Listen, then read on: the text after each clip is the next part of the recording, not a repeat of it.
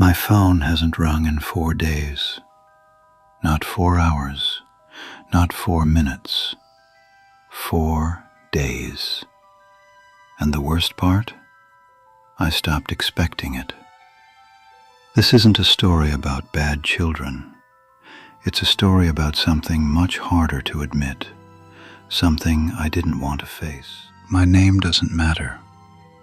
What matters is I was 67 years old, retired, living in a house that used to be loud, burnt toast in the mornings, arguments over nothing, doors slamming, laughter echoing down the hallway. I raised 3 children in that house.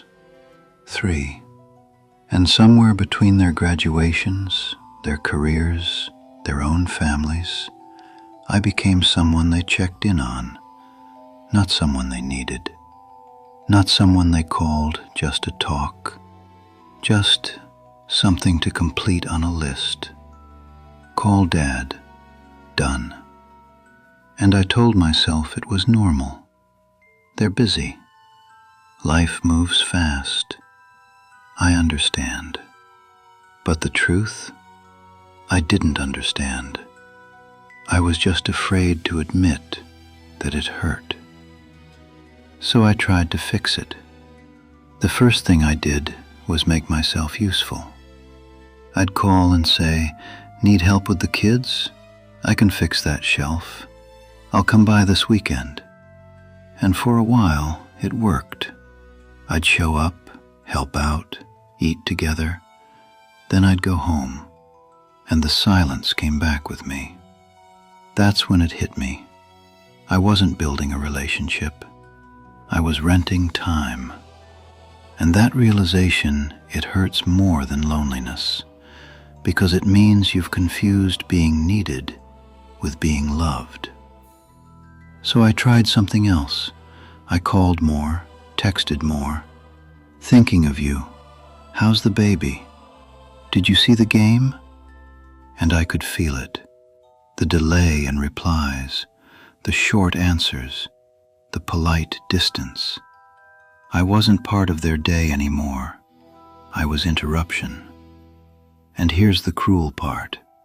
The more I reached, the further away they felt. Loneliness doesn't just hurt you. It changes how you behave. And sometimes, it creates more of itself. So I tried one last thing. I pretended I was fine. I posted happy things online. Great walk today. Made soup. But inside the house, silence. TV I didn't care about. Dinner alone. Going to bed early. Just to make the day end faster. I wasn't living. I was performing. And then one night, I sat in my kitchen, 9 p.m., complete silence. I could hear the refrigerator humming, and a thought came into my head. If I disappeared tomorrow, how long would it take before anyone noticed? That question didn't make me sad. It scared me, because I didn't know the answer. That night, I didn't sleep.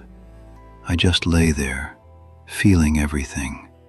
The loneliness, the fear, the shame of needing people and not knowing how to say it. And around 3 a.m., a thought came. Simple, quiet, almost uncomfortable, because of how true it was. I've been waiting for my children to give me a life, but that was never their job. I had built my identity around being needed, a father, a provider, a husband. And when those roles got smaller, I got smaller with them. I wasn't living my life anymore. I was waiting to be included in someone else's. And that was the moment everything changed. Lesson 1. Your children are not your purpose. They were your responsibility. There's a difference. Responsibility is something you carry. Purpose is something you choose. My children grew up. That means I did my job. Now it was time to figure out who I am when nobody needs me. Lesson 2. Loneliness is not the problem. Waiting is. I looked at my days. Wake up, coffee, news, wait. Lunch, wait. Dinner, wait. I was waiting for life to happen to me. The moment I stopped waiting, everything shifted. I joined a woodworking class, not because I loved it, but because it gave me somewhere to be. And there, I met a man named Gerald, 71 years old. Same story, same silence. We became friends, real friends. Lesson 3. Stop parenting adults like they're still children. I was giving advice they didn't ask for, offering opinions they didn't need. So I stopped, and I started asking, what's been hard lately? What are you excited about? What's stressing you out? And slowly, they started calling differently, not out of obligation, but because they wanted to. Lesson 4. The second half of life is not a waiting room. It's an invitation. I picked up a camera, started noticing things, light, trees, quiet mornings. I started writing, not for anyone else, just for me. I planted a small garden, and one morning I woke up and I realized something. I was actually looking forward to the day. That felt like a miracle. Lesson 5. People can feel when you come back to life. When I started living again, my children noticed. I had stories, thoughts, energy. I had become interesting again, even to myself. And one evening, my daughter called.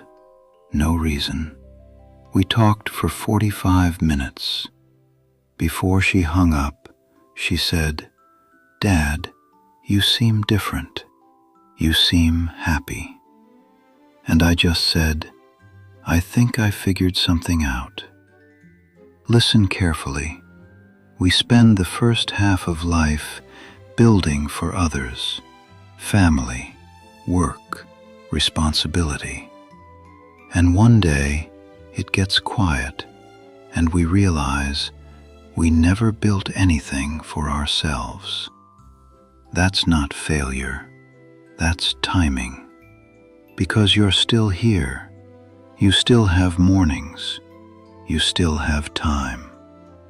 The silence in your life is not punishment. It might be the first real space you've ever had to hear yourself. Don't waste it waiting. If this felt like your story, don't ignore it. Sit with it. Think about it. And if you want to go deeper into purpose, aging, and what this next phase can become, there's another video waiting for you. Take care of yourself, and remember, you're not done, not even close.